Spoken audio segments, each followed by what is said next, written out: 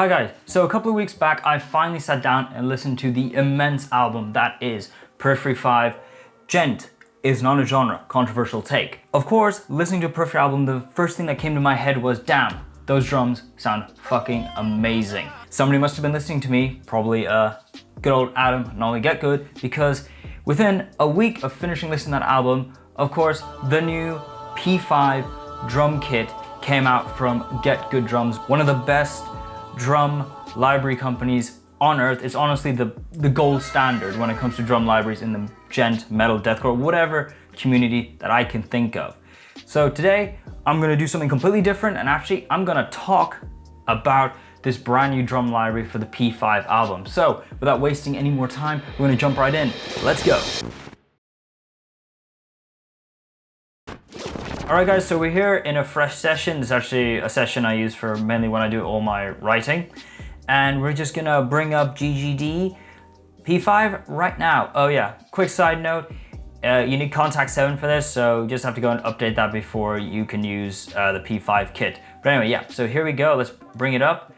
And there it is in all its glory, the P5 drum kit, the same drum kit that was used by Matt himself for the recording of the new record, and it was actually recorded in this place called New World Studios near Bath. So let's take a quick listen to what this drum kit has to offer. So as we can see, it's a lot more stripped back from the previous P4 kit, and that's just by design because of, you know, that was on the record.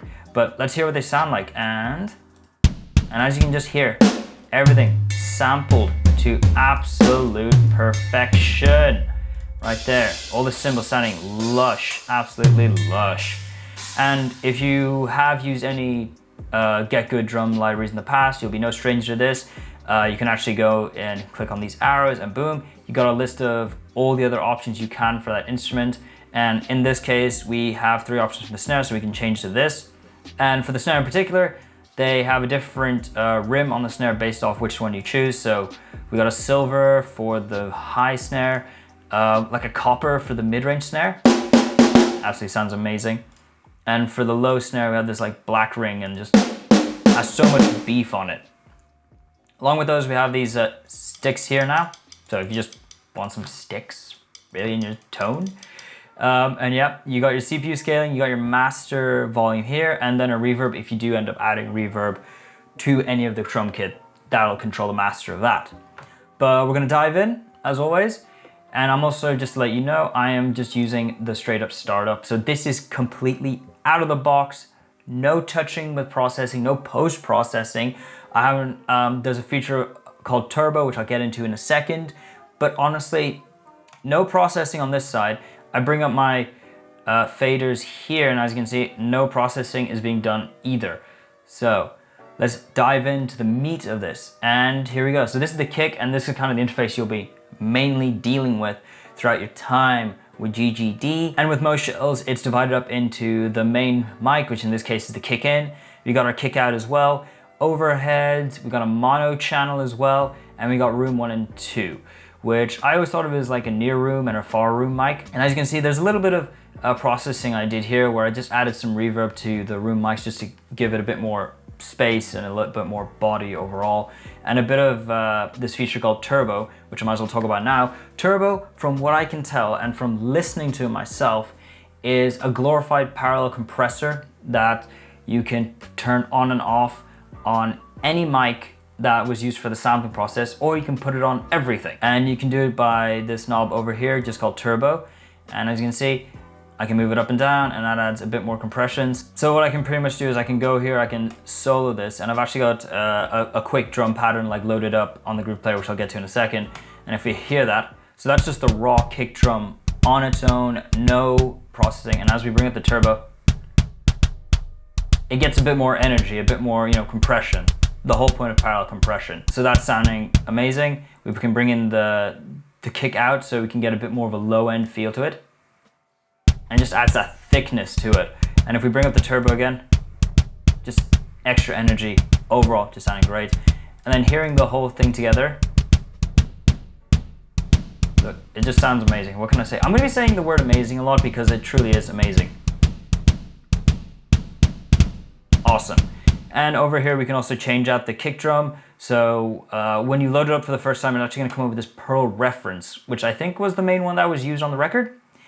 And if we listen to it, so definitely got a little bit more beef, a lot more of a frequency overall, less processing sounding, more low tunes as well, but it still sounds amazing. But that's the kick section, and as you can see here, there's also the reverb knob if you want to add reverb. And what's great about both the reverb and the turbo, they have this link switch here, which pretty much means you can connect all of them to have the same level of compression. Dope, absolutely dope. Yeah, so I'm going to turn these off, and we're going to move on to the next section. And as we move on, we can see the snare, very similar thing here. As you can also see, I've done a little bit more processing on this. And again, this is all in the instrument. This is not coming from somewhere else. This is all in the instrument. So it kind of just shows that you can get a really insanely good tone of a drum kit before you even have to touch any faders in your DAW, add any form of plugins and any post-processing by yourself. Same here, go to the tom, same thing again. This time we have 3 toms in total, just sounding beefy, huge, massive, absolutely amazing. And we get to our cymbals here, and again, if you've used GGD before, we have our hat, splash, ride, crash, ride, stack, all on their own channels, and then we of course got an overheads, mono, and 2 room mics. And now, I think a bit underlooked, but I still think just as good, we go into the settings here, and again, you probably know what this is. This is the mapping section. It kind of just tells you where every hit is on your MIDI keyboard down here, and as you can see, it's all lit up. So you can click on any of this and get the same thing. Oh, I actually didn't know that there was another crash below there. So even I'm learning some new stuff. On top of this, here, we also have a velocity curve. If you're into even more detailed, tweaking of the drum kit. Here we have more in-depth fader work for your actual cymbals, because in the actual cymbal section, there's a limit to how many cymbals that actually got recorded, like close mic'd. But here, even though they weren't close mic'd, you can at least tweak with the sound that they had in the overheads or in the mono. And of course we have a similar thing for the rooms.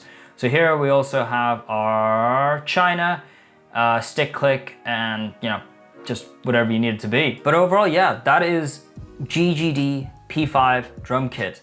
And now, if I'm right, I should have everything on right now. And I'm gonna go to the groove player, and this comes stock with 4 groove packs. So 1 by Anup Sastry, amazing drummer, and then 3 from Matt himself. Me personally, I really like the Anup Sastry pack, so I'm gonna play a patch of it just so we can get a listen to how the whole drum kit sounds together. And let's be honest, it sounds great.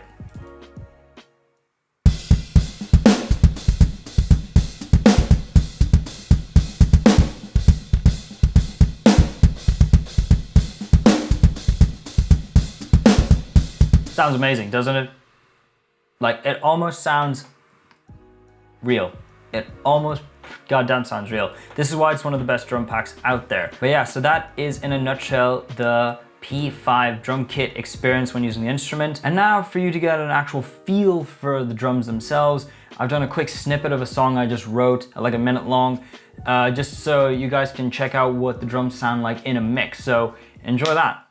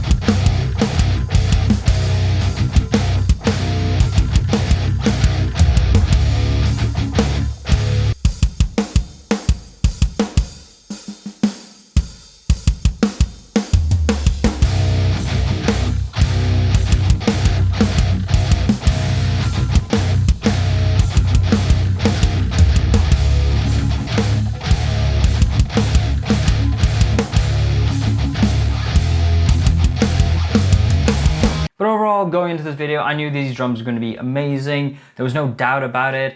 The collaborative work between Adam Nolly Get Good and Matt Halpern has been undisputed for the many years that they've been doing this, ever since the original Matt Halpern signature pack that came out during the P3 era.